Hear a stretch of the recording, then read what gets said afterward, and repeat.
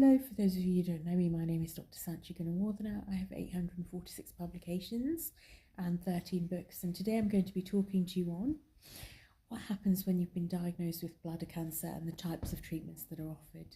So today we're going to be talking about localized bladder cancer, which is where the bladder cancer is localized to the bladder region. So there are two types of main therapies you may be offered. One is radical cystectomy, where the bladder is taken out of the body, and the other is radical radiotherapy. Now with radical cystectomy, it's major surgery. It does require a few days stay in hospital, and it does require the bladder being removed and the two tubes from the kidneys being plumbed into a little bit of segment of bowel, which is brought out through your tummy region known as a stoma. There are a significant number of side effects from this. Things like infection, bleeding, damage to adjacent structures, things like heart attack, stroke, clot in the leg or chest, things like having leakage, having to go back to theatre, having bleeding, requiring a return to theatre, or having a prolapse of the stoma, which is when it outpouches a little bit, having to go back to theatre to have it fixed, or having stomal herniation, which is a little outpouching of bowel come out by the stoma, which again requires a return to theatre. You may also find that you have some leakage of urine, which may require drainage or a return to theatre in order to have that problem fixed.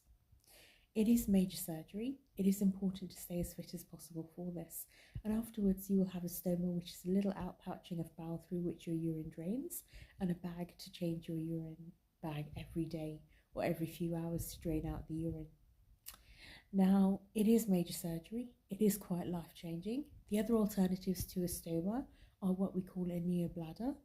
That does involve you to self-catheterize yourself, and it is a bladder formed up of bowel into which the tubes from the kidneys are plumbed and through which the urine comes out.